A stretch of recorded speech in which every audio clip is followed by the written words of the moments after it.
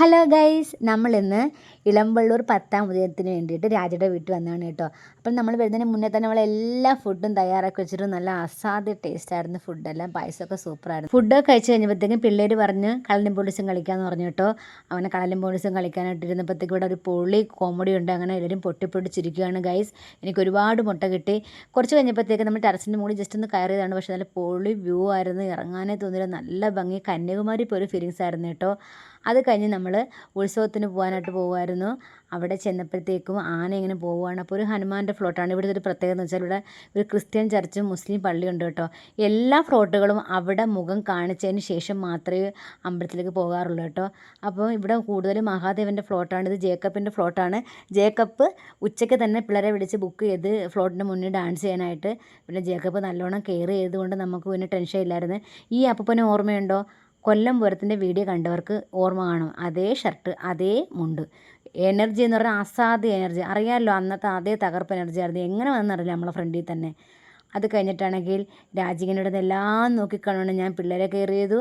അപ്പോഴത്തേക്കും നമ്മളെ മേഘ വന്നു. കട്ട വെയിറ്റിംഗ് ആയിരുന്നു. കുട്ടിക്ക് പേഷ്യൻസ് കൂടുതലായിരുന്നു കേട്ടോ. കുട്ടി ലേറ്റായത്. ഇവിടങ്ങ് തകർക്കുവാണ്. ഇവിടങ്ങ് ഡാൻസിൻ്റെ പെരുമഴയാണ്. അത് കഴിഞ്ഞ് മഹാദേവൻ്റെ ഫ്ലോട്ടിങ്ങിനെ തിരിച്ച് പള്ളിയിൽ കാണിച്ചിട്ടാണ് പോയത് കേട്ടോ, അമ്പലത്തിലേക്ക്. അതൊരു കാണേണ്ട കാഴ്ച തന്നെയാണ് ഗൈസ്. നമ്മളെ വിഞ്ചി ഇവിടെ ആറാടുകയാണ് കേട്ടോ.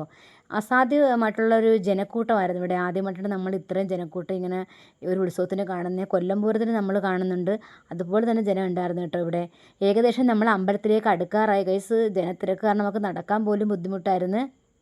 അപ്പോൾ നമ്മൾ തിരക്ക് കാരണം നമുക്കവിടെ നിൽക്കാൻ ബുദ്ധിമുട്ടായിട്ട് നമ്മൾ വീട്ടിലേക്ക് പോവുകയാണ് കേട്ടോ.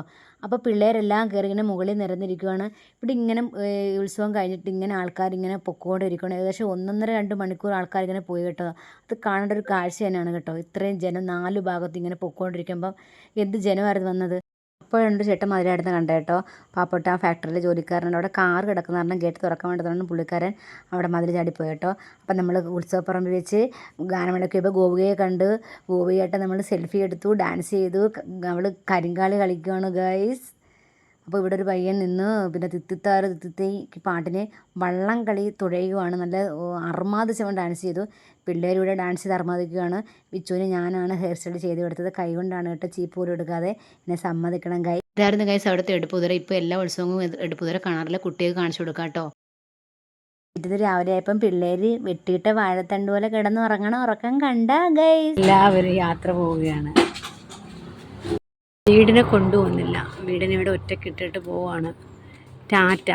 ഇനി വരാം കേട്ടോ, പെട്ടെന്ന് വരാമേ തിരിച്ച്. Tata, see U.